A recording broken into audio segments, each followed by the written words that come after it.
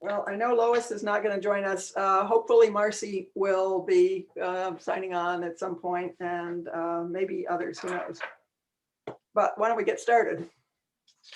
Let's see. I just sent everybody a email that is an image of one of the things on our agenda. It's something that Gil sent me along with some clippings and other information about the Arsenal up on Arsenal Hill, which is actually not in the town of Canandaigua, but in the city of Canandaigua, but it's close anyway. It's near the border.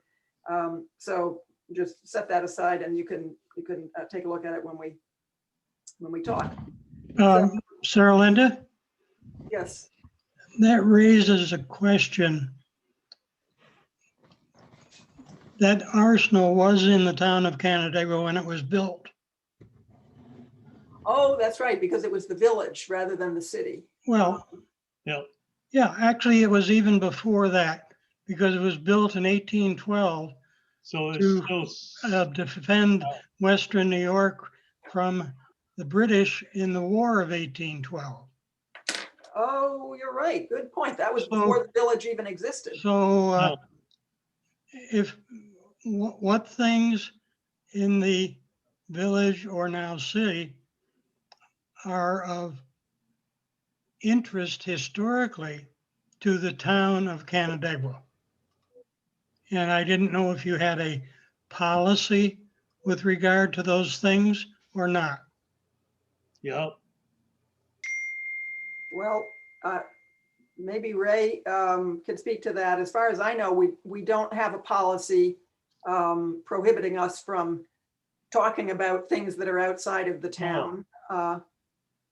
Well, obviously you wouldn't want to do everything, but there's some things that perhaps had significance to the town in its early years that are now in the village or city, that subsequently were in the village or city, and therefore wouldn't have been considered at some point in history.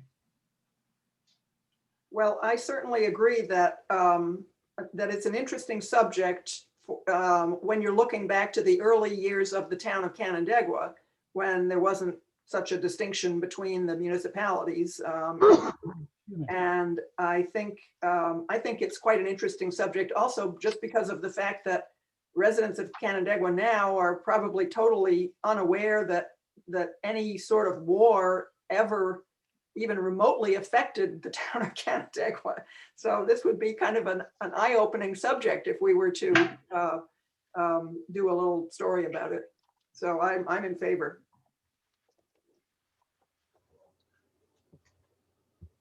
Me too. Anyway, okay, well, let's start off, and we will make our official welcome to Leif Hergesell, who was appointed by the town board, or the supervisor anyway, as town historian. So Leif, I hope they've been keeping you busy. I know Ray has been keeping you busy, bending your ear about all kinds of town history matters. Well, busy is relative, of course. So Ray and I had breakfast, and just the other day I had breakfast with Preston to speak with him about, what his expectations were at the county level. And Ray and I are going to try to keep meeting, I hope, fairly regularly. One of the drawbacks right at the moment that I'm working on is getting a computer back in the office. So Tyler has promised me that sometime in the not distant future, I will have a computer back in the office, which will allow me to, to do a lot more from that location. I have a number of people I need to meet with still. To wit, Kevin Cotter is on my list. So I'm going to endeavor to fill those shoes, but I am guessing that it's probably going to take me a good decade to even get half of what Ray's forgotten down. So you'll all bear with me. Only that? I'm hoping if I work really hard, Ray and I, I'll let Ray speak, but you know, he and I discovered we had a lot of intersects in our lives. So some of my family worked with and for Ray many years ago, and of course, we're both Bloomfield boys, so we got a lot in common. So I'm sure that he and I will enjoy coffee and palaver in the future. Maybe You're even not as early as. supposed to allow people to hear that. I'm sorry, say that again, Ray. It said you're not allowed to let everybody know that. Oh, I won't. You know what? I'll make sure none of our secrets get out. I'll stop it right there. And you all know from when I spoke to you back in January that, you know, obviously much of my personal knowledge is more in the Bloomfield area. However, there's enough, you know, crossover. I feel pretty confident that with all of you behind me, I will get up to speed. So thank you for, you know, welcoming me. I will be writing something for the newsletter for May. So I'm not sure. Oh, there was one other thing, Sarah Linda, that you had mentioned during the ECB meeting.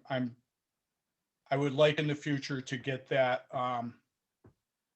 keep that Futterman project on our radar. Although there is much that has to be done, and that's cryptic to some of you, but there is a cottage on the lake that may or may not, a historic residence that may or may not be at risk. So I think that's all I have. I should let you get on with the agenda.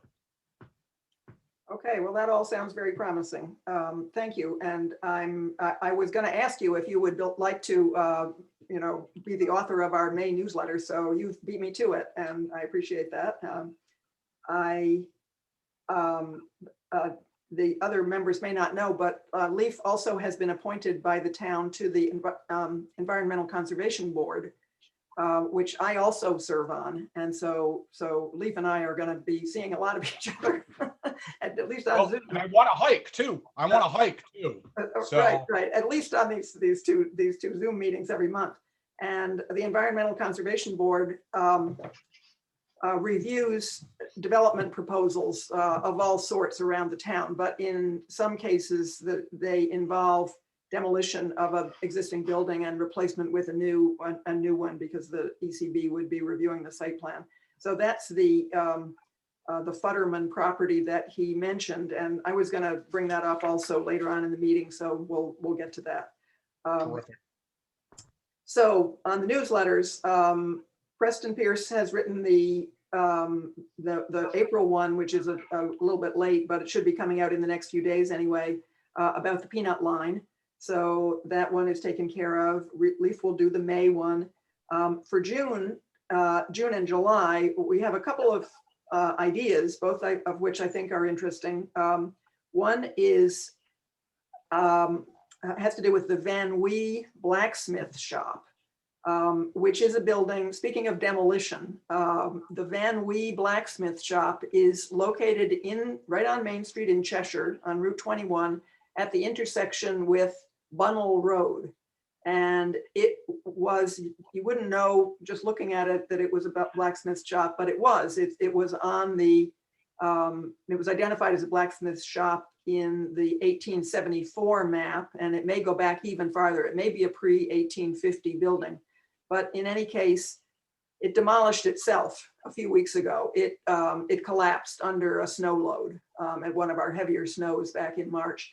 And so the building is there, but kind of collapsed in on itself, hasn't been removed yet, but it really is not safe to even go in. So I did photograph it from the outside, and I don't know what the owner has in mind exactly, but it seemed like maybe that would be a good subject for a newsletter article, because not only is that a place of historic interest that we've lost, and the Van Wee family, while I don't know that there's anybody else around town who still has that name, maybe Ray, you know, if there is, but But Not they that were, I know of. they were longtime Cheshire residents. That is one of the longtime Cheshire families, particularly 19th century.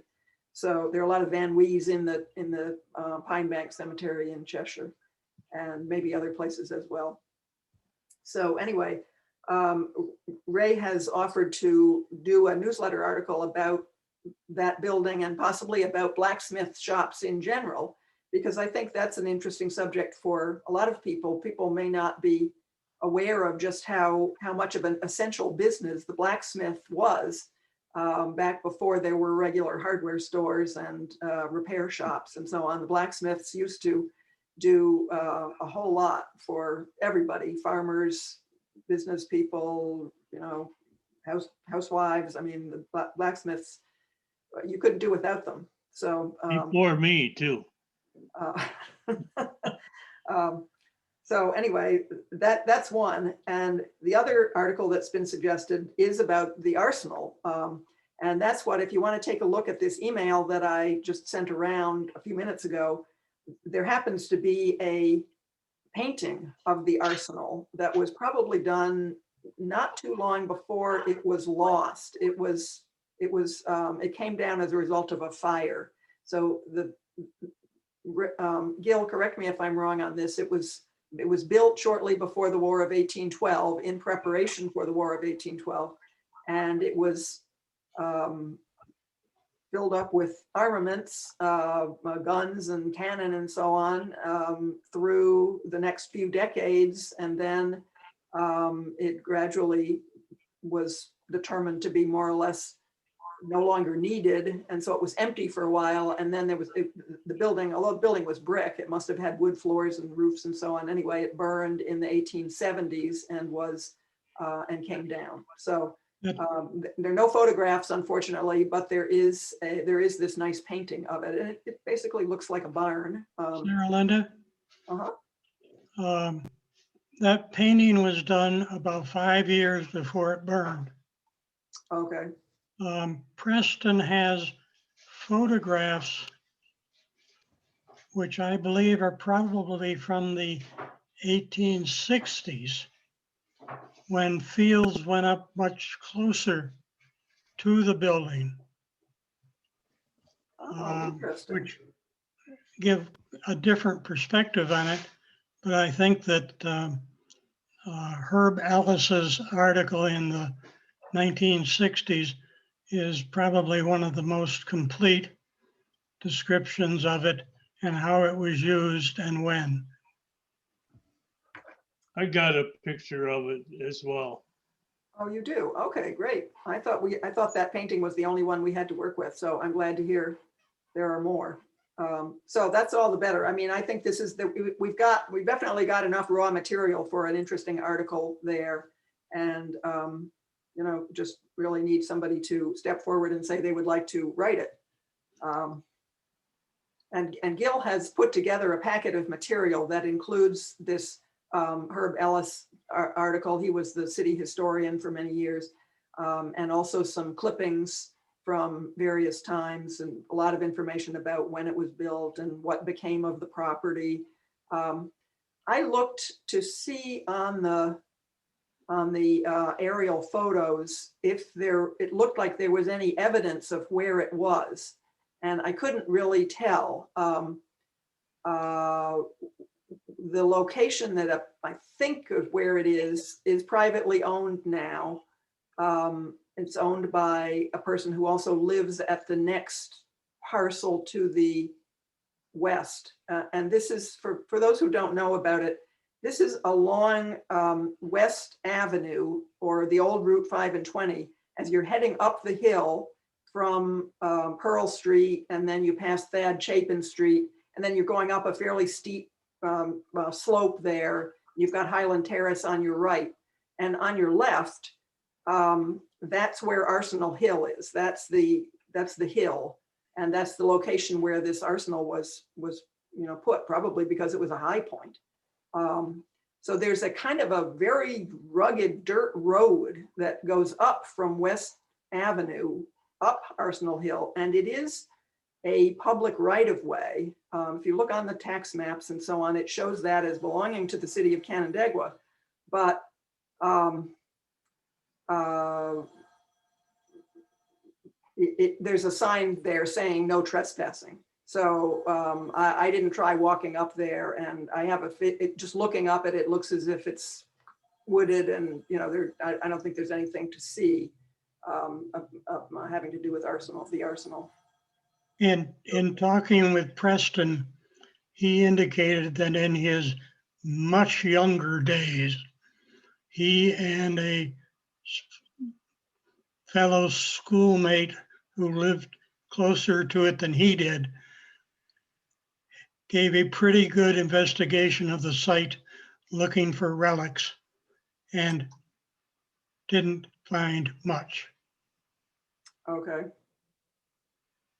Well, that suggests possibly Preston would be somebody interested in putting an article together. But Gil, you've kind of taken the first step. Would you like to write the article, or would you like to turn your stuff over to somebody else for it? I would be happy to turn it over to whoever would be willing to write the article if you feel it's appropriate that we have an article about the arsenal. So, Gil, The I would love to look at your work and author that. Oh, okay. Well, I had suggested that Sarah Linda might want to eventually pass on the package I had given to her to you. Okay, so, and I can give you one reason why it was probably on Arsenal Hill. It was very normal in the 18th and 19th century to try to situate large stores of black powder outside of municipal areas because of the threat of fire was so constant that you tried to put it as far out as you could so that it didn't, cause great devastation if there was an accidental explosion. And that was, to say the least, very common. Lower end of New York City, Fort George burned a number of times over the 17th and 18th century. And so it was kind of normal community planning to put those sorts of stores where they were going to do the least harm. So I suspect that's why it was placed on Arsenal Hill. Good point. Kind of like gunpowder factories. They did that too. Sarah Linda? Uh-huh. There is another topic that I don't feel capable to write on, but I know there's some good information about, and that's the creation of the academy track. I think that might be something that would be useful for somebody to tackle as a context for anything we want to do about the Academy Cemetery. Well, it's much larger than just the Academy Cemetery. As you know, it's probably several thousand feet north and south, and it goes from the lake always to the town line with Bristol. That's all Academy. But Yeah, I would be willing to do that. it is the southernmost portion of what is now the town of Canandaigua. Absolutely. Right. It's funny because Ray and I were talking about that parcel at breakfast last week. And I think that is a fascinating topic. And I think our community would find it fascinating. We have so many people that don't have the decades of experience of living here. And they don't realize that we have these little satellite communities. But boy, I think that Academy tract is just, everybody drives through it on their way down to Naples and South Bristol. I think it'd be a fascinating topic for somebody to tackle. I included a lengthy article in one of my books about the Academy tract. I think it's Memories of the Heart too. Well, there's Everybody should run out and buy one. Did that ever get did that article ever get published in the Messenger, Ray? No, Would you not be to my interested? knowledge. Would you be interested in having it published in the Messenger? Oh, of course. I It's think that kind would of be, lengthy for the messenger, but well, we could always do an abridged version of it, you know? I know Murph very well, Mike, Mr. Murphy. He's on one of their article or one of their editors. And might be able to talk him into it. Yeah, Well, I mean, if we do it as a newsletter article, for the last 2 months anyway, they've picked up our newsletter articles and run them in their Right. Sunday editions. So, Right. as long as it's roughly the right size and, we have some good images to go with it, I'm sure they'll pick it up. Yeah, he may yeah, that's want to my shorten it a little bit, but Yeah. I Well, would be glad to talk to him about it, okay, well, let's aim if you don't for, mind. for sometime during the summer as the target date for putting that in the newsletter. And actually, there's a related subject which I had thought about as a potential newsletter article some time ago, and that is the brand store. Yep.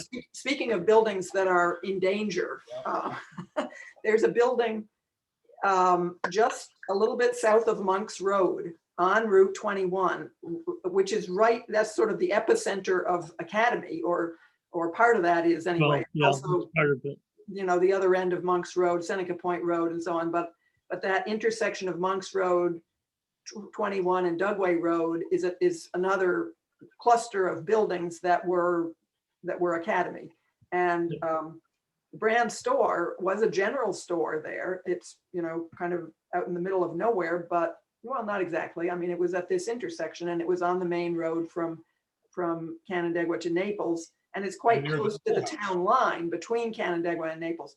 So the building that was the general store is still there.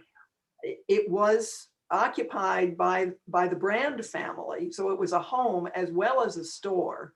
And you can tell just looking at it, because the lower level at the street frontage still looks like store windows. But then there's a second floor and there's a section in back, and that's where the Brand family lived. And that right next to it, there's a big barn, which is obviously in danger of collapsing and has been, just gradually leaning more and more. One of these years, that barn is going to go.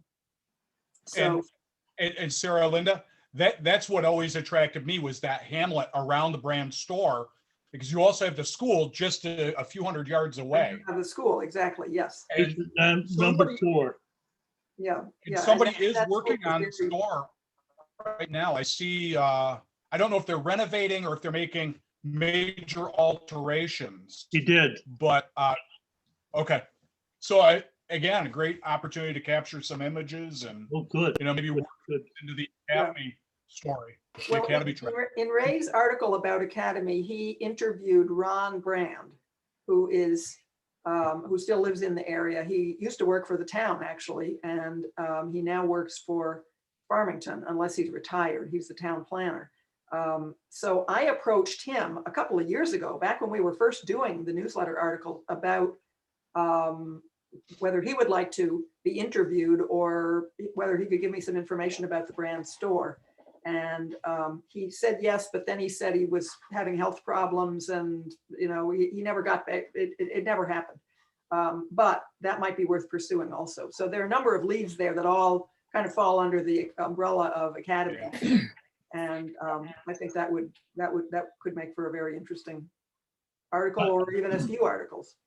I interviewed Ron Brand Right, yes. before. Oh, did you say that? Yes, that's where I picked up Ron Brand. I mean, the connection with Ron Brand, Yeah. because you interviewed him for one of your books. So, Sarah Linda, when you're done with that topic, I've got something too that could possibly be pursued. okay, yes, let's have it. Well, we received a letter from German Brothers saying that they had changed hands. I'm not sure if anybody's aware of that, but it's a more contemporary topic. But, it's been there unchanged in my experience since the 50s. I mean, we had a boat there in the 50s and really that it's relatively unchanged. And I just wonder with the new owner, what changes might occur and should we take some photos? I tried to do some research to find out what was there before Earl Stevens owned it in the 50s. And I really ran up against just roadblocks everywhere, but it doesn't mean the information is not there. I would be willing to interview the new owner to find out, and I believe the German brothers are working with him for this first season. So they are around. So I'm just curious, out of my own curiosity, you know, how far back does that go? And what was it before that? Oh, that's So I don't know if you think that's of interest or, sure. I think so. I That's, do too.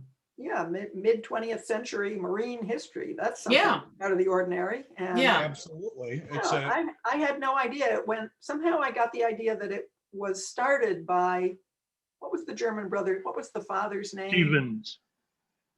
I think Stevens. But then when the German brothers took it over, right, it was Pete and Rick German and their father, who was Fred. Fred, Fred. And that's Fred. it, Fred German. Yeah. Was he involved in it at all, or was it? Oh, always- yeah. Yeah. Okay. So the German family took it over, and that happened right around 1970, I think, because it was just before Hurricane Agnes. I know, He just lived up the hill, south of there. up at the other end of Westlake Road. So. and I- prior to that, Before. you know, Kristen Wiig, who is the comedian actress who's on Saturday Night Live, her Right. parents owned it for a short time. Who? Really? Kristen Wiig's parents, she's hey. an actress and I kind know. of her. a zany kind I of girl. know who she is. In fact, when we had our boat up there at that time, this was probably 60s. I remember when she was born, and then they, you know, she would be at the boatyard, as we called it. And so that's an interesting little tidbit right there. Yeah. And then another man from Rochester owned it with this very impressive name. And of course, it's so impressive, it escapes me right now, but and then Earl Stevens, who lives down the road from me, or lived down the road from me, he owned it. And I don't know anything before that. It was Westlake Marine. I just had a hard time coming up, but it's got to be, you know, that's just looking through newspapers. I've done nothing at the museum, or I haven't talked to the German brothers, who would certainly have, or this new person would have the title and could see the deed history. And Right. so if I have your permission, I'd like to go down there and see what I can find out. That sounds great. Are the new people local, or are they have they come out of town? I don't think they're local. We received an additional letter saying that the owner will never be there, that this other man he's in business with is going to be the manager. But the owner is hands-off, not interested in running the place. So it's all up to this one guy, Uh-huh. and we'll see what happens. Oh, But Sounds good. I hope they get the boats off the side of the road. That's the only thing. I think that's dangerous. That- If you're probably walking a- or running down there, that's riding your bike is a dangerous practice, I think, but There's probably a listed post office for that building. a what? A listed post office for that building. What do you mean, a listed post office? Well, all the way up and down the West Lake and the East Lake Road. I got a copy of all the post offices. Oh, wow. Okay, The you'll be number- my first interviewee. We'll see what we can find out, Ray. That's good. Thank you for letting me know that. Gotta blend that with Leaf. That is Okay. absolutely awesome. Good. I think that'll be interesting. I'm sitting here just going, yeah, this is terrific. I'm Because mostly just nosy and curious. well, you know what? I think when I was at Bloomfield, I told them the same thing. I think we Yeah. all love the 18th, 19th, and early 20th century histories of our towns. I think the stuff often that happened in our own lifetimes gets overlooked too much. I do too. And we forget. Mid-century that stuff the and younger forward. folks- Yeah, and the younger folks want to know that. I agree. And that's history to them. So, Yes, absolutely. okay, good. I'll get on it. All right, that sounds good. Well, going backwards on the newsletters to the one about the statue, we talked about that at the last meeting, and we talked vaguely about the about trying to facilitate a conversation between the Bigham family and the owners of the statue. And I did talk with Doug Finch. He was not enthusiastic about the town getting involved with it. And so I think I'm inclined to kind of drop that for now and see if anything, Me too. comes up. What I do need to contact Larry though. So if you could give me some, what should I say to him then? We just don't want to do it. What can I say to him? Did you talk with him about? I have not talked to him at I all. think the appropriate thing to say, Nancy, is it's not an appropriate role for the town at this time, Okay, but that we would like to, maintain communication.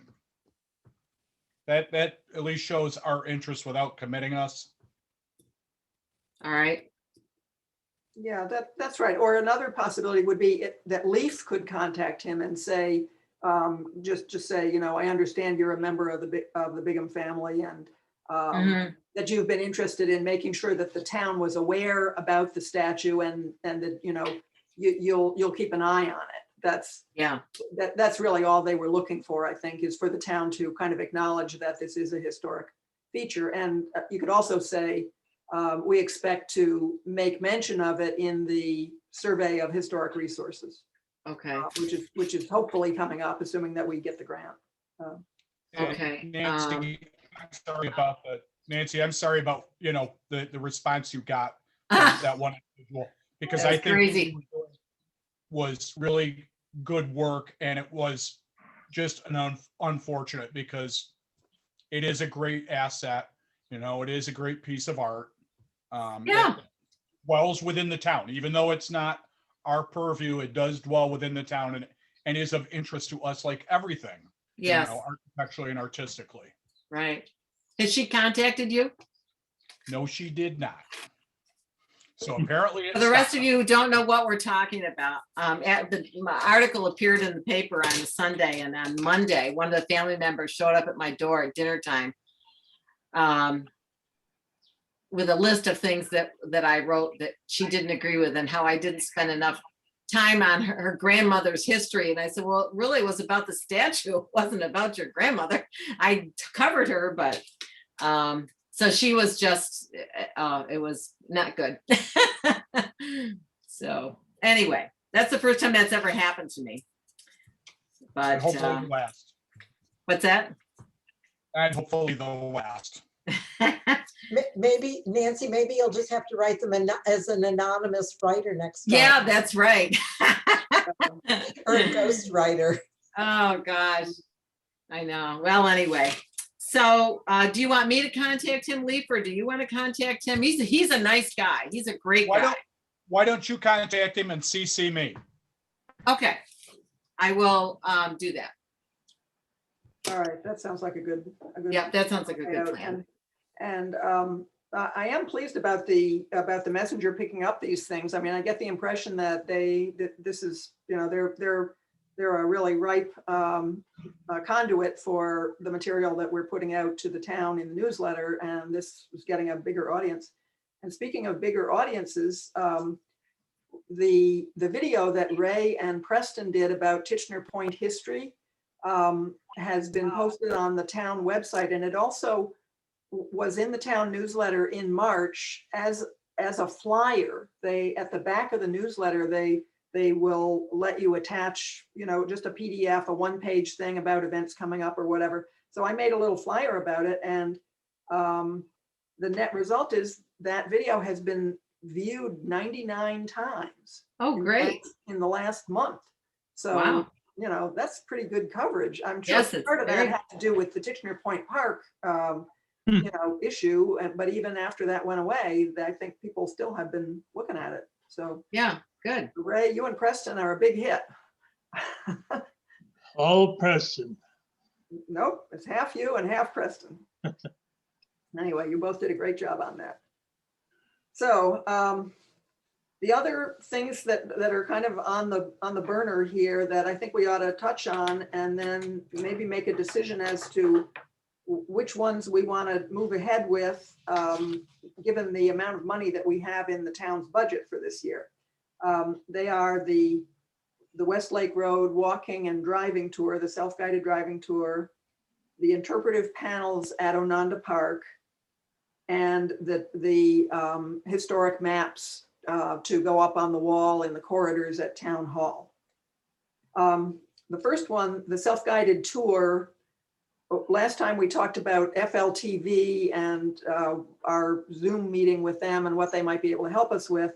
I didn't hear anything back from them until this week. I finally sent a note to Kyle Krenzer and said, what's the story? Give me a proposal if you really want to get involved. And I got a note back from him saying, well, sorry, I can't give you a proposal now because we're having a shakeup of, new staff. I guess he's stepping into a different role. Somebody else is going to be coming in to cover FLTV. And so they're not able to commit to anything right now. So that's not going to be a source of help for the moment.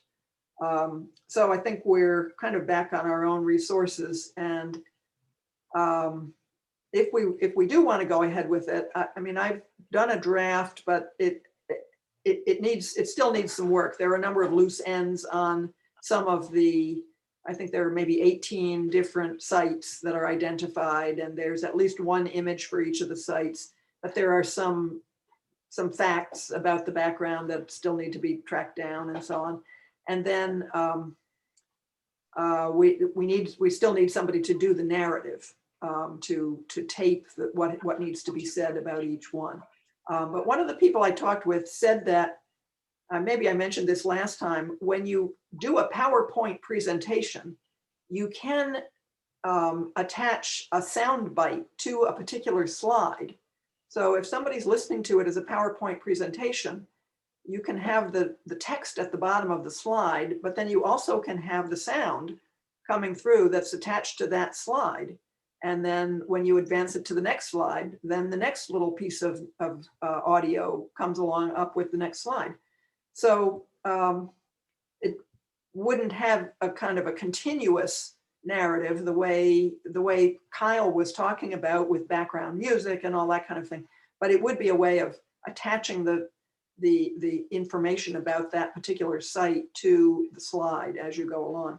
So that's something that probably we could accomplish ourselves. You can embed videos too, Sarah Linda.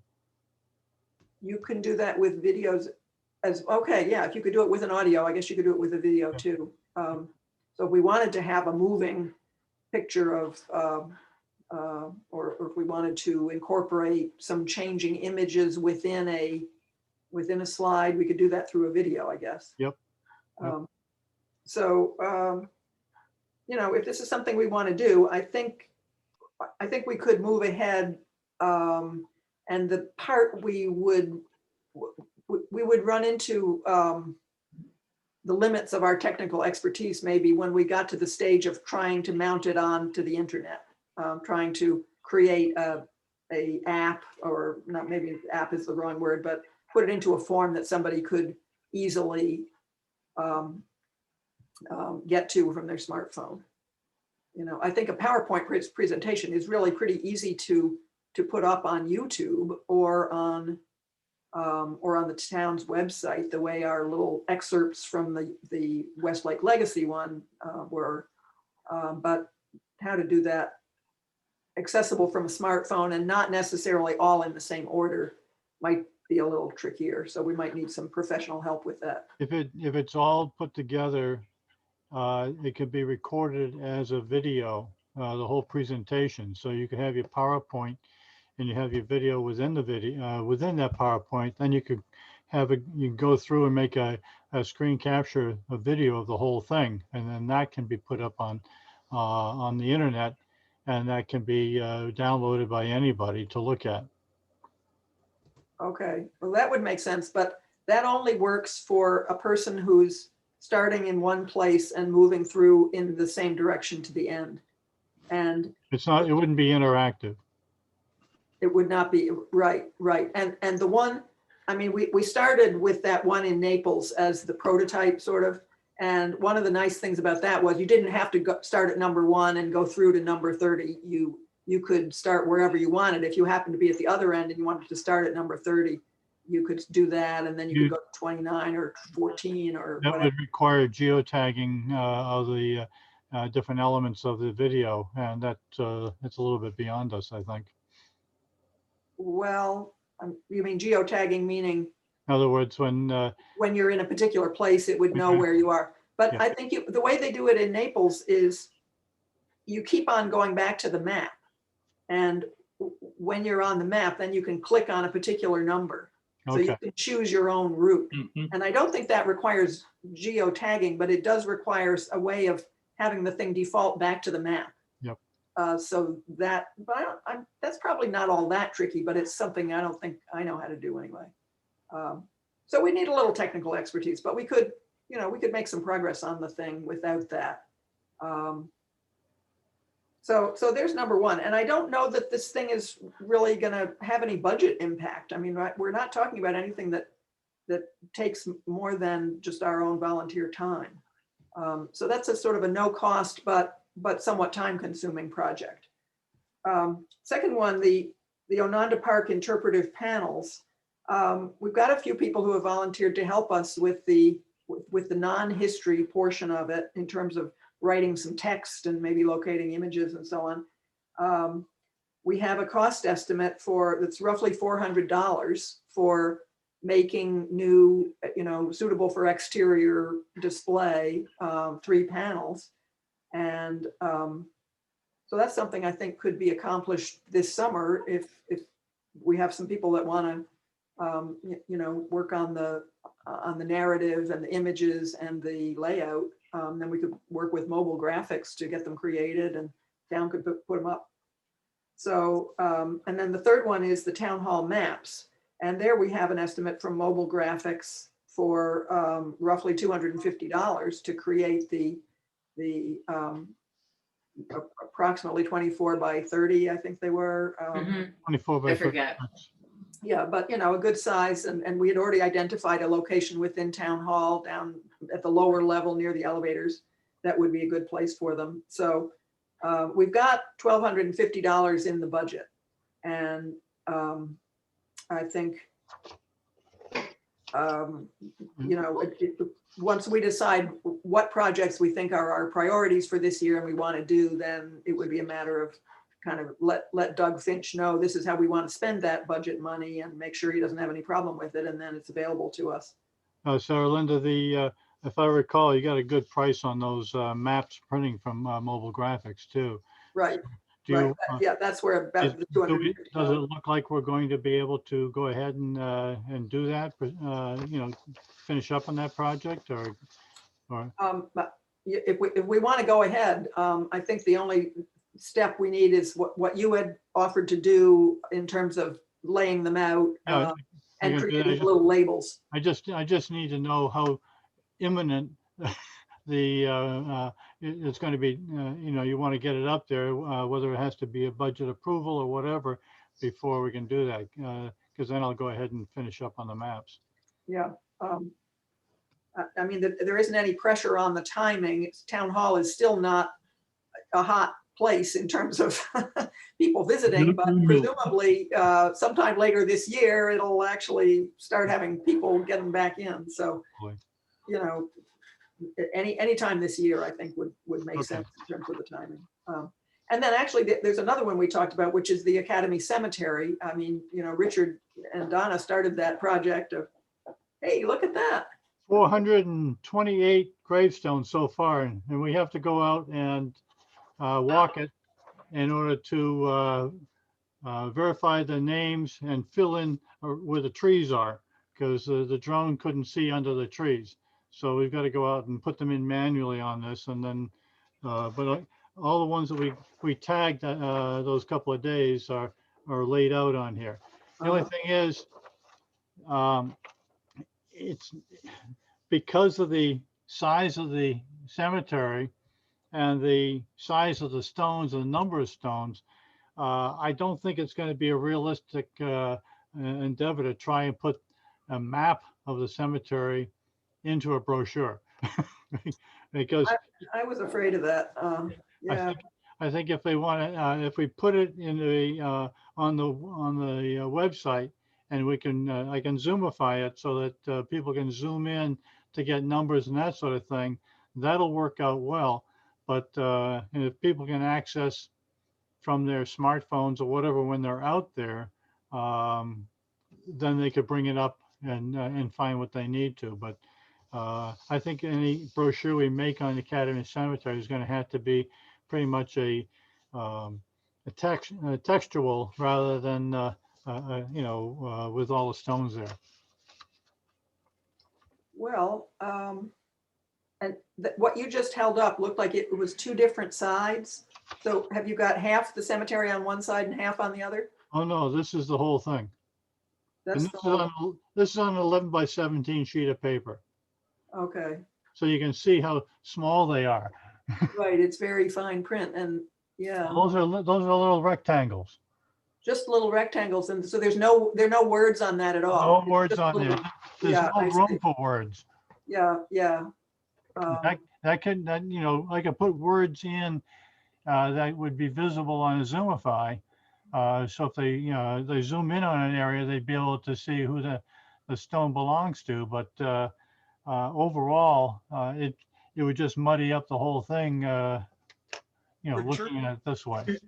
What about, What What you about may want to separate- consider, what you may want to consider is an aerial overview of the area as an introduction to the cemetery, and then have what you're talking about that would deal with access to the information on the stones. Yeah, we could have it as sort of as an illustration, so to speak, but it wouldn't be able to convey any information other than what the cemetery looks like. And there's a Yeah. lot of little dots in there. Richard, have you been able It to would give you assign, the context. Yeah. have you been able to assign a numerical system to the grave sites yet? No, we have to go back there. The DAR has a listing of all of the stones. A gentleman down in Naples forwarded his hand-drawn map of veterans to me.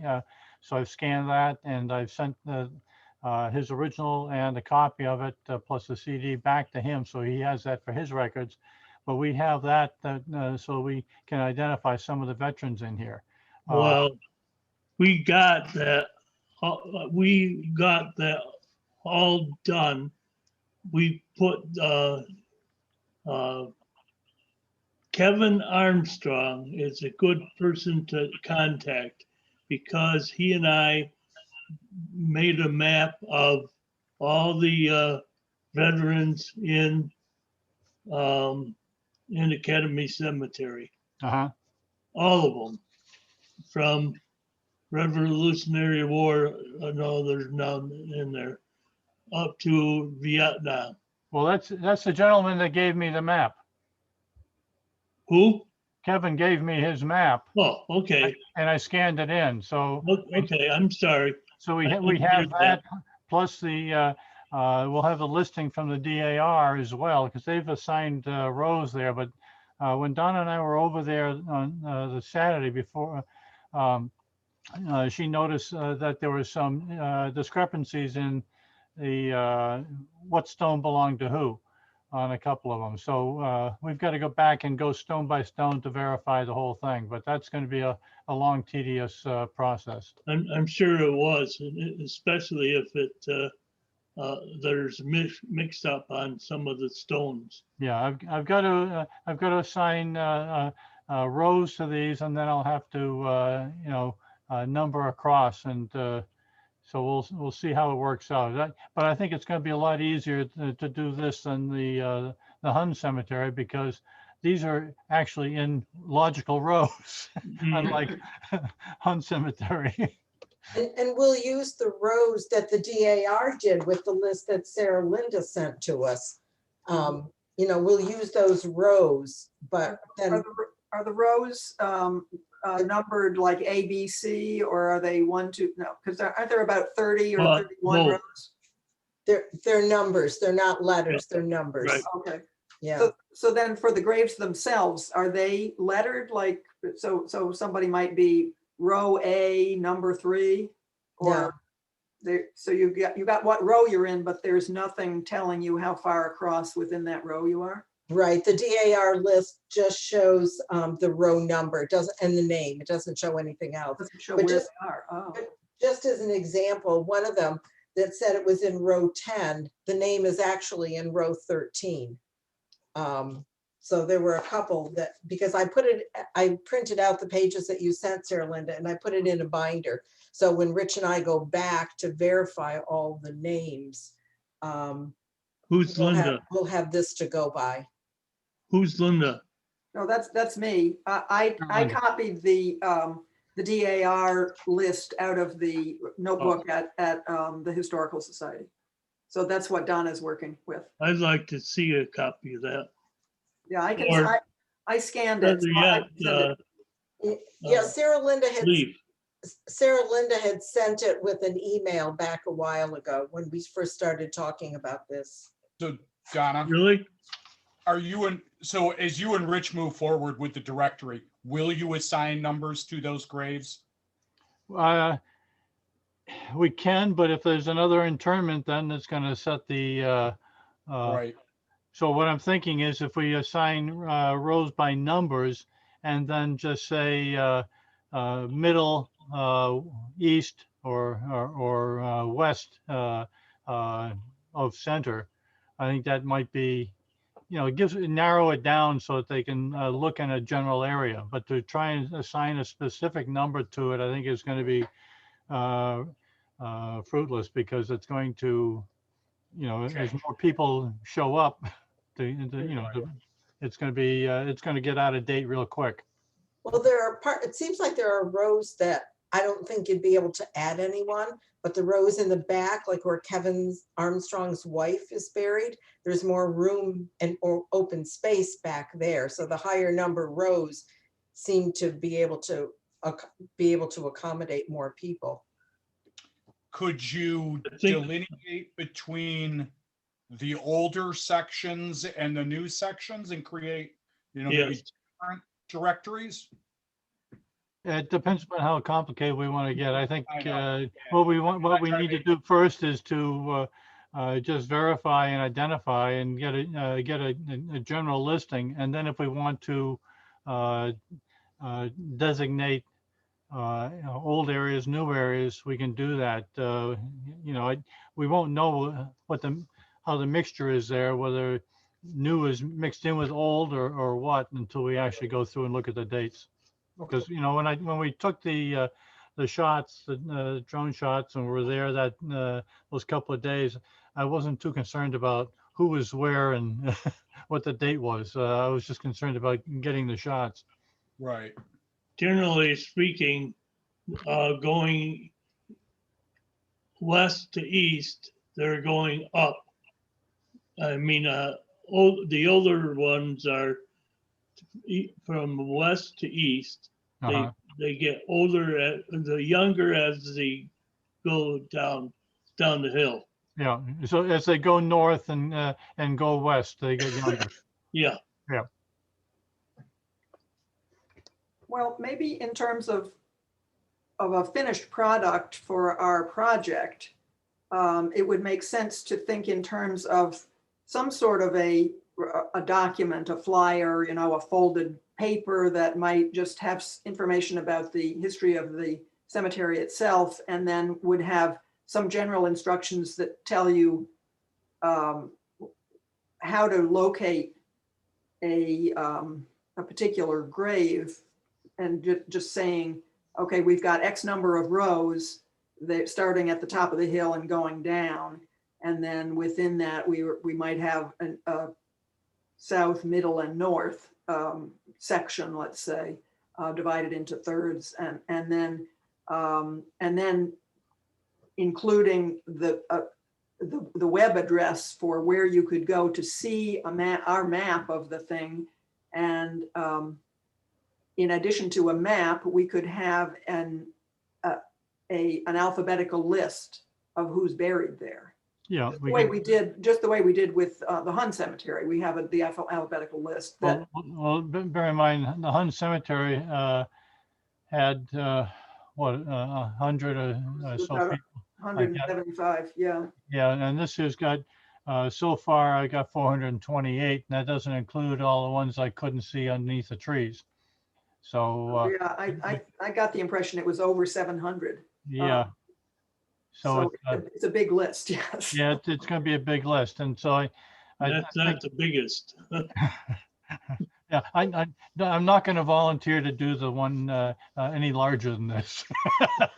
And the list that you had sent us, Sarah Linda, that is in alphabetical order, but I'm just looking now and there is an addendum in the back of that also.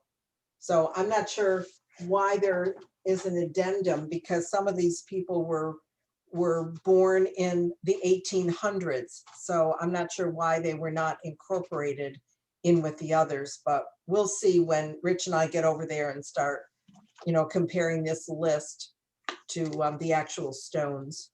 So, and maybe in the brochure, there could be more drone pictures of the cemetery too, from different angles or whatever, just to give it a little more, or not all drone pictures, but a couple other pictures to just make it a little more interesting too, to put along with the narrative.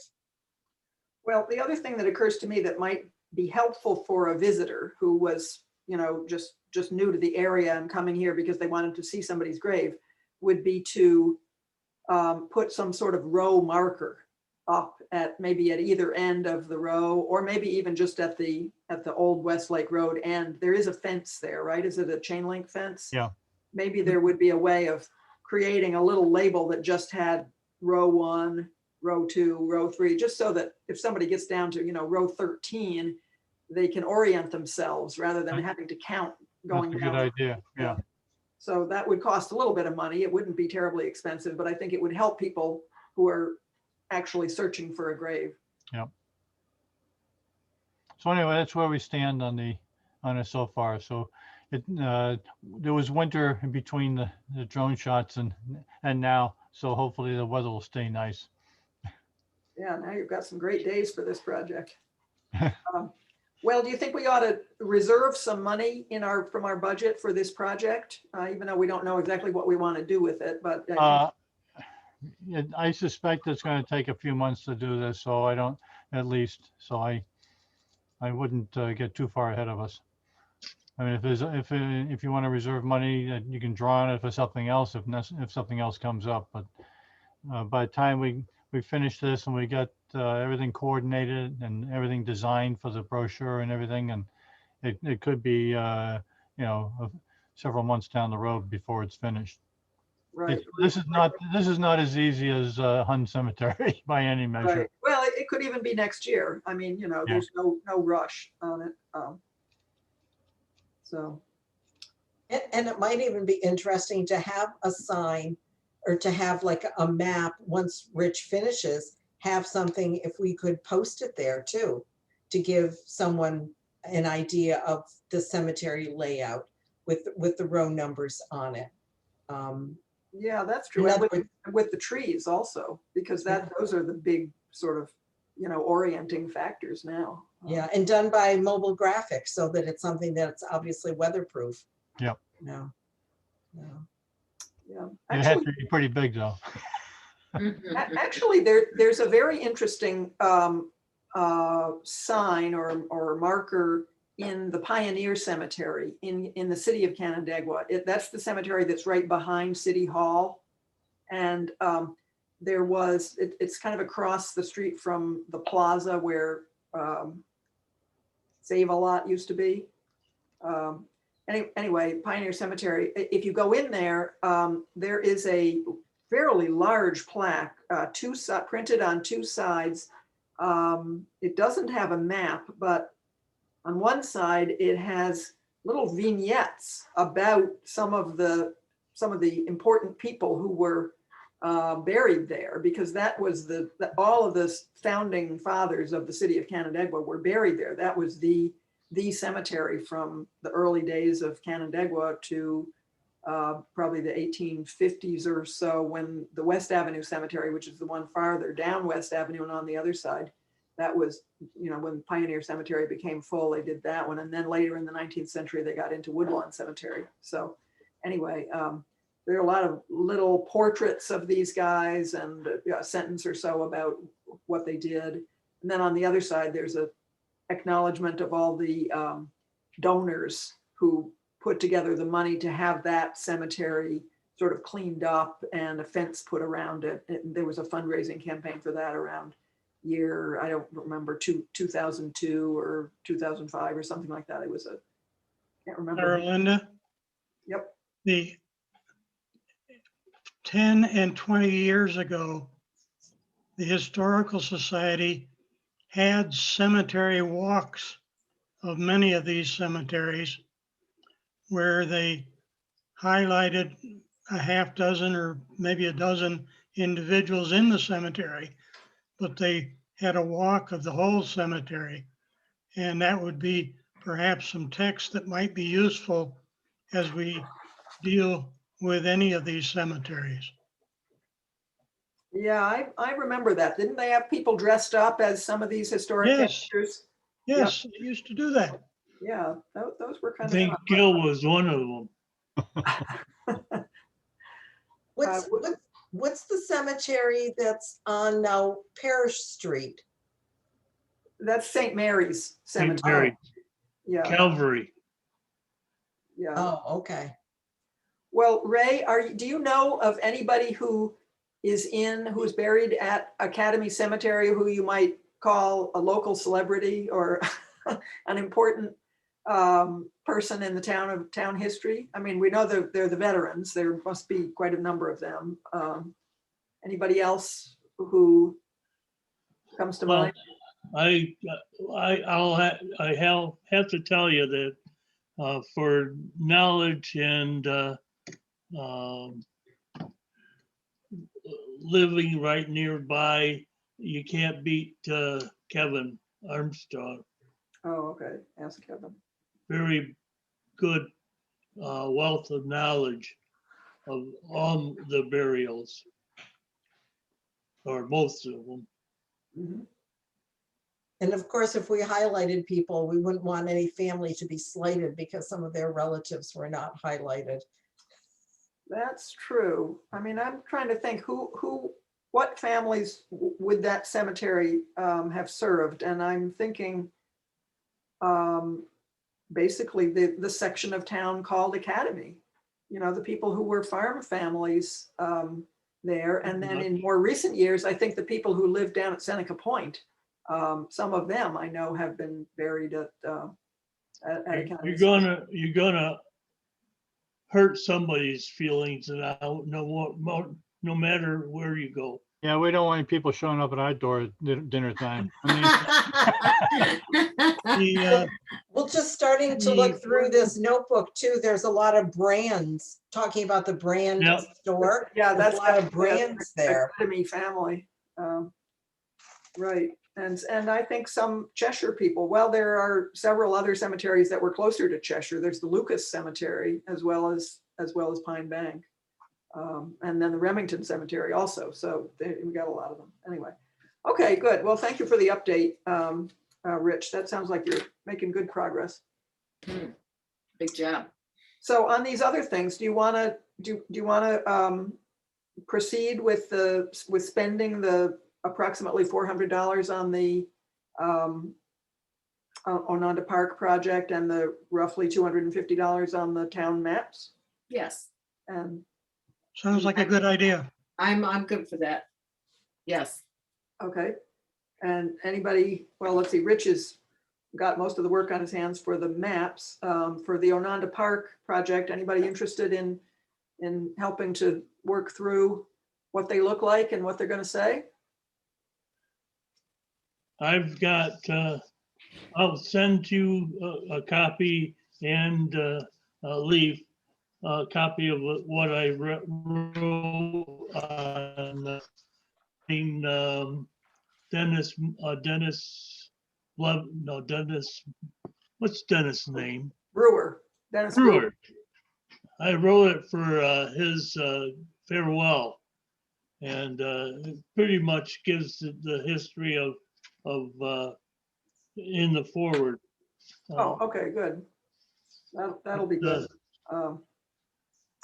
And I'll be happy to edit it Okay. or review it, whatever. That's reviewed by Ray Henry, so. Yeah, I think we used some of that text in the newsletter. I think we had a newsletter story about Ononda. And one of the things that I'd like to make a selection is some of those photographs from the 1920s of Camp Ononda, because those are really fun. I mean, we did put some of them in the newsletter before. We can get them. They're in that book. Carol Truesdale. Right. I want to contact her. She's in Rochester. I don't know what happened, but for some reason, she and I left in not so great points of view. But she was a very intelligent, nice girl. She might be able to con her out of some pictures. Well, I believe a lot of the pictures belong to the Museum and Science Center because they're part of the stone collection. Yes. So I Yeah, don't know that we need to go through her to get the pictures. I mean, there are a lot of All great right. pictures, and Right. they already She gave us bought 'em. permission to use she them. bought a lot of them too, so. Yeah, okay, so, all right, well, we'll move ahead and I'll get hold of the other people who have agreed to help with the natural history, which is Edith Davey, and then the recreation side of it, which is, I'm not sure who, somebody on the, oh, I guess Sarah Reynolds is gonna work with the parks people and recreation and whatever on that. So we'll, we kind of got it divided up. There'll be a history panel, there'll be a natural history panel, and there'll be a recreation panel, and we'll get them all looking consistent and Well, Dave is still on board for doing that project, right? You know okay, that. great. So, I mean, if you give him the information, he will do the layout. Yeah, okay, so we need to So we as may you need get the information, we may need a map maker if we decide to try to put up a map of the upland trails. yeah, that, I don't think he does that, but Yeah, I don't know quite where that Well, would. Sarah Linda, as I mentioned in an earlier meeting, I can do a track with my GPS. We can hike that trail, and it'll track the trail. So that way we can enlarge it and make an overlay. that would be great.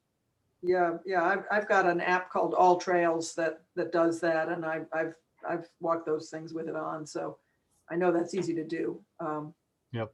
And if we can overlay that with a satellite view or something like that and pull out the information we need. Well, do you have that? Do you have a trail map of it now that you've walked, you've captured? I might, and I go down there pretty regularly, so if I don't have one now, I can. Why don't you turn your mapping and make waypoints for the when you get to there's two overlooks there. Oh, yeah, right, the overlooks and the intersections, You yeah. make waypoints on those, and then we can download that, and I can convert it to a file that we can overlay on Google Earth. Yeah, that'd be great. Okay. Well, let's see, what's the other thing on the agenda is just to bring you up to speed on the Preserve New York grant. Sarah Reynolds has been working on it, and I helped her with some of the narratives. It's due on Monday, and I think it's ready to go, almost anyway. So same schedule as last time around. We probably won't hear until August, maybe even September. And then the financial overview is the project as a whole is about $19,000, of which about 4,000 is is the town's share, and 15,000 is the grant.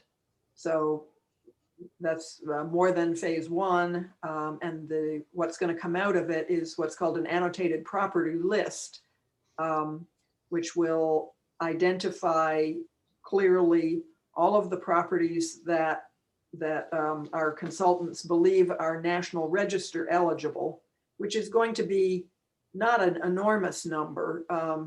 The number of properties that she's going to look at, because they're over 50 years old, is approximately 1,100 properties.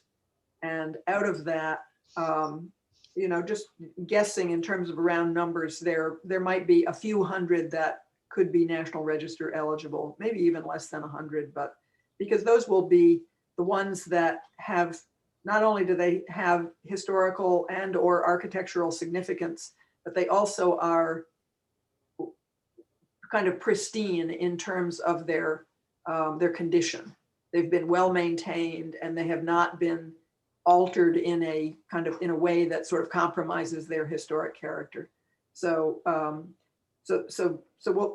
she'll kind of let those properties rise to the surface, and those will be identified as potentially National Register eligible.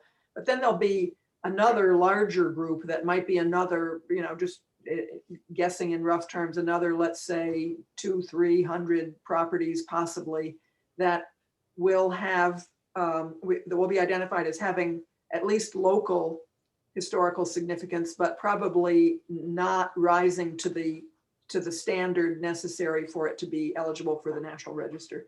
So those will be identified in the list too. We'll kind of have a top tier and then a larger second tier that will, and all of them will be identified by tax map number, and they'll be put onto maps so that when the development office or anybody else gets a proposal that has to do with one of these properties, it'll immediately be flagged as a property that is potentially historically significant, and will need to be that'll need to be taken into account with whatever happens to it. Which is not to say that there's anything that says that the owner can't do what he wants, subject to town rules. It's not going to be an ironclad protection for that property. It's just going to be sort of a way of making sure that the historic aspect of the property doesn't fall by the wayside, that it will be at the forefront in the discussion about what's going to happen. So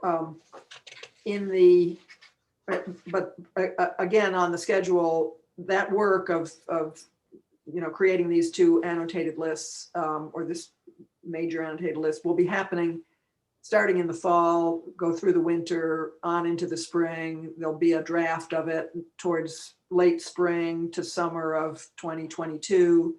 And then it'll be presented to the town board. Hopefully we can have another public meeting to present the results of the report to the public.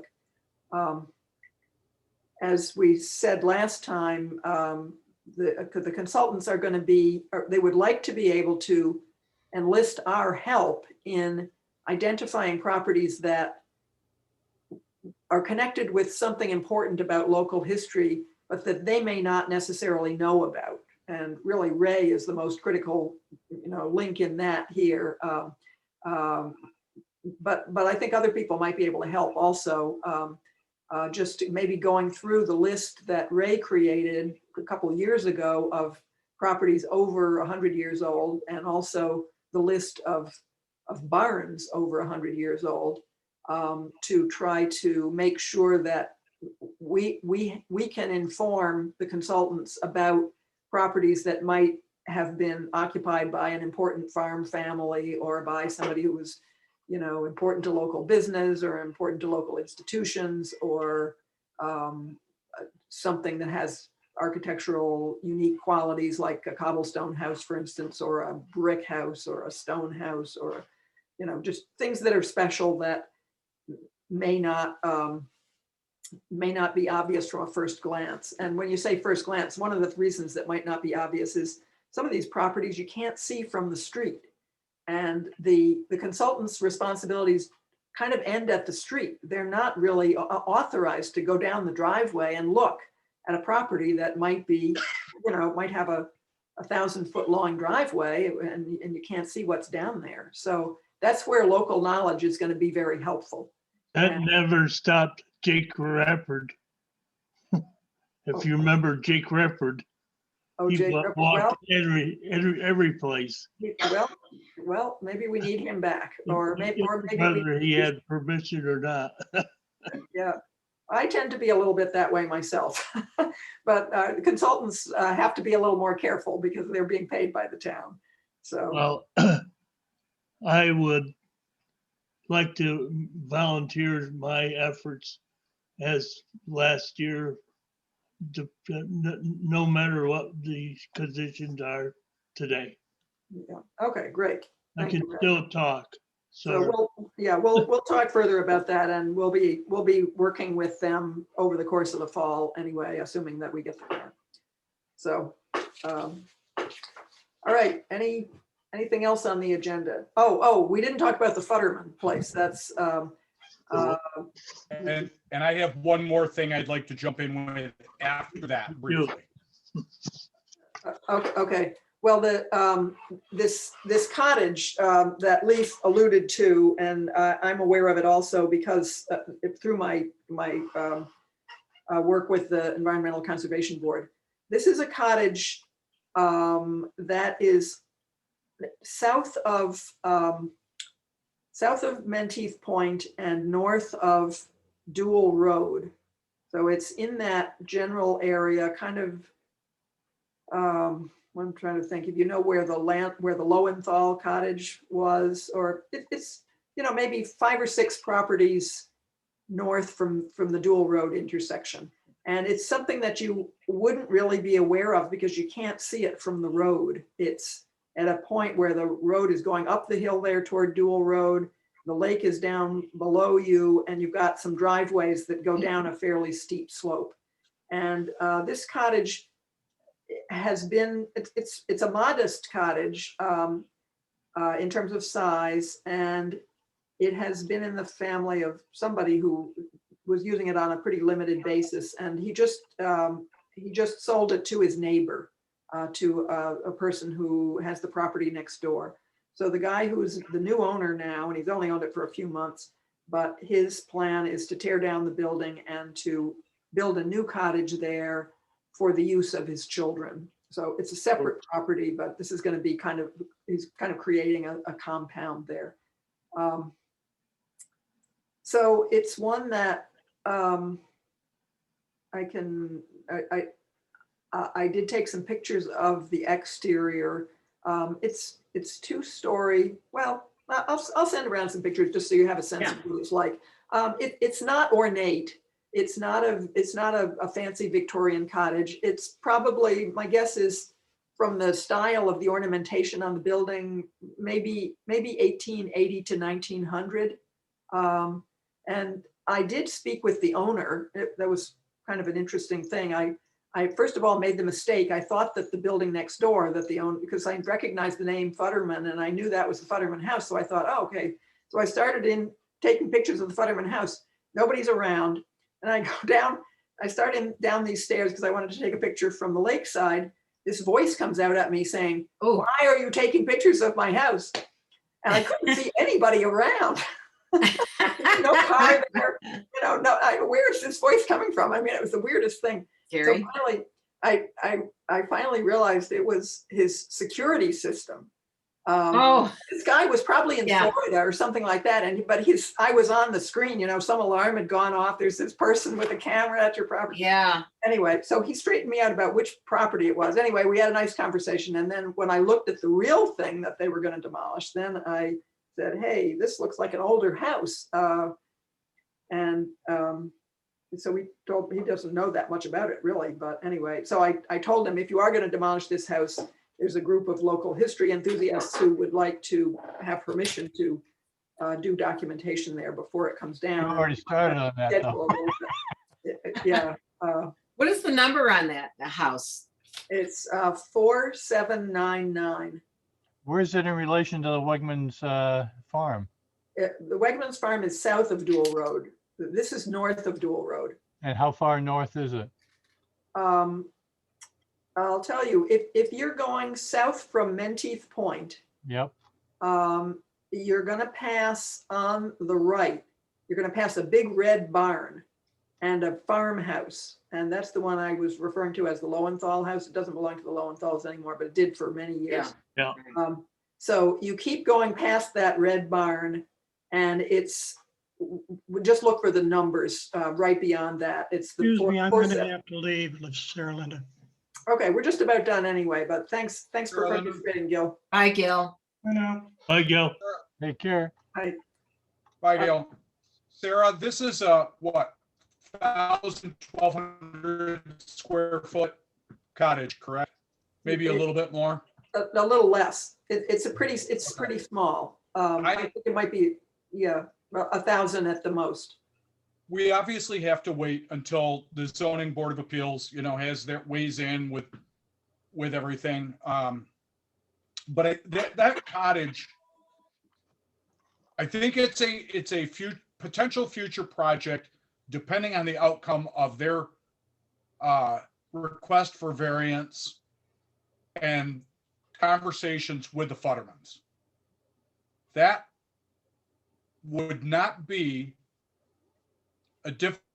if we could find funding, that is a project where we could consider dismantling and or finding volunteer organizations to help us with that. That cottage, I would hate to see it just destroyed. It is in pretty nice shape right now. And from your description, Sarah, it was it lacks modern mechanicals, correct? Yes, that's true. Which in some ways lends it, it lends itself better to dismantling. Now, I've had one very nascent conversation with Jared Simpson regarding this. So I don't want this to go out of group, but it certainly can't, it's nothing more than, an interesting conversation at this point. But I think it's something we could consider as things develop. And if the zoning board, grants the variances, if the Futtermans were amenable. I mean, there's so many ifs, but it's something that's worth considering. Yeah. And we do have properties that could benefit from having a historic structure on them, town properties. Mhm. Yeah. Do you mean it's some kind of a little museum or is it, Well, Nancy, Like that's a a- great question. I think that's Yeah. a group discussion.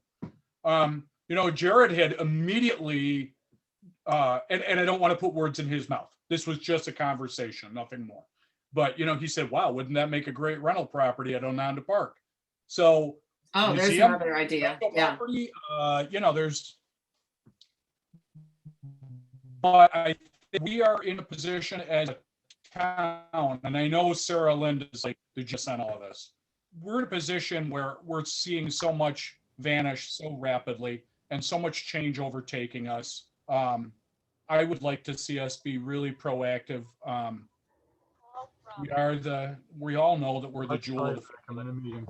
Talk to you later. and I hate to Bye-bye. see us, and I know you all feel the same way, see us lose these resources. And I Yes. know it's a lot to suggest, dismantling and rebuilding a structure.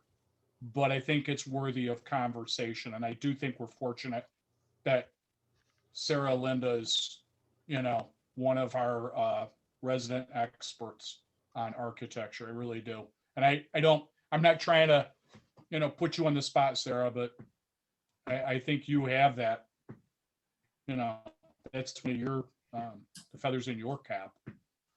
Well, certainly dismantling and reconstructing a historic building is not easy or inexpensive. And Correct. actually, the people who come to mind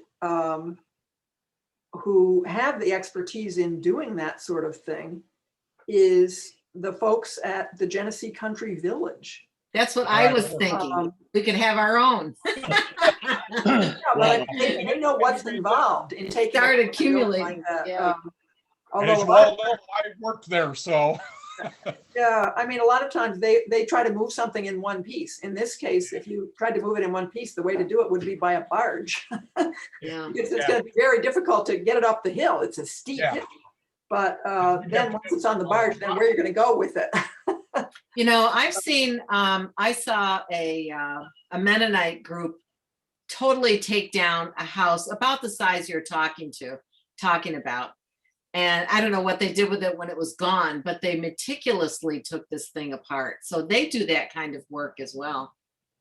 Great point, Nancy. So another resource that's close by to us. Yes. Yeah, But I just wanted all of you to think about that if that situation develops where that became a potential. I like and that then- idea a lot. I'm all for that. Yeah, well, Um, never occurred to me, so I'm glad you're with us, Leaf. You're thinking outside the box. It's not like we lack for great projects. I know, and I always hesitate, but I think this one would be far enough out that maybe we would be able to do, lean Mm. forward and do some planning if it looked like a potential. The other thing I wanted to mention, Sarah, is Caitlin from the highway department spoke with me a couple of weeks ago, and they would like to. If you all know, as you walk into the highway department, there's a vast wall right in front of you once you pass through the doors. Extends left and right of the entrance. It's an unpainted canvas. Jim would like to do some history of highways and roads within the town. I know we have those resources. Jim will look into his budget.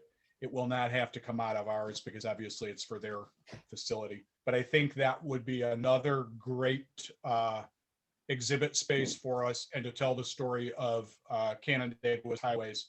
And of course, we can go back. Ray and I have talked about this, and Preston and I have talked about it. And I know all of you feel the same way. I mean, the history of 5 and 20, the old state road, in and of itself is a story worth telling.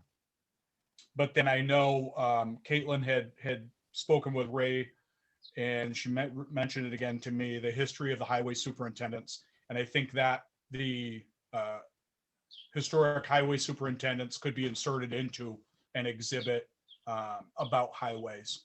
Mhm. Still, that is a project that is out there. It's low hanging fruit. I think probably there's a lot of us that could contribute to that, but obviously Ray and Richard come to my mind first. Because of their respective Donna, I just threw him under the bus. I know he's got the cemetery, but it is would be probably an image driven kind of project. So just throw that out there, and I will continue to talk with Caitlin about it and see what Jim's got for money and bring you back all some parameters for that.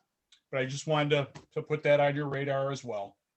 Maybe a timeline type thing, if you wanted to include the superintendents, the timeline when the superintendents were, I don't know if you know, can see in my powers thumb that- up, Donna, funny Yeah, you but should say I'm that. having timeline. Funny you should say that. I just completed a list of all of the supervisors for the town of Canandaigua from 1791, which was Israel Chapin up to Kathy. It's complete for everyone who would want it. It's 2 pages. You know somebody who needs it. But we need the highway superintendents too, Ray. We need supervisors and superintendents. I don't Get know busy what on that, you Ray. said. I just don't want know to throw what more you at said. you. Anyhow, I'm After gonna dinner gets supply started. I could supply one to Sarah Linda, one to Leaf. Anyone Thank else you. who would want one, I would like to have one. Okay, I'm gonna write that down. Why don't you I just, think send- that's one, Ray. Just you Just send one to everybody. why don't you just send it to Sarah Linda and then have her attach it to the meeting minutes? Yeah, Okay, I then everybody will have it. have to make a few more credit or copies. No, do Terrific. you have it electronically, Ray? Can you attach it as a? I do. Yeah, send it to me by email and then I'll send it around to everybody and they can make their own copies. Okay, I also sent one to Gary Davis. And I think he's probably distributing them to the town board. Mhm. But that's all I know for sure, but I will send it to, well, I'll be seeing Leaf someone soon. Friday Right. at 9 AM. Pardon? Friday, 9 AM at your office. In my office? The one on 332 that serves eggs and toast. Really? Breakfast My at my Ray. old office. Your- Um, No, breakfast at Ray's. Oh, what, breakfast at Wegmans, At Friday. Ray's. Friday? Friday, breakfast at Ray's. I gotta check that, my busy office hours, Okay. Friday. Anyhow, I'll send this one to Sarah Linda for copying, right? Sounds good. Thank you. Okay, All right. Any other new business? I guess we're done. Thank you all. okay, Thank you, Sarah Linda. Some good stuff done. I'll talk to you all soon. Okay, have a good rest of Nice the week. evening, everyone. okay, You too. bye.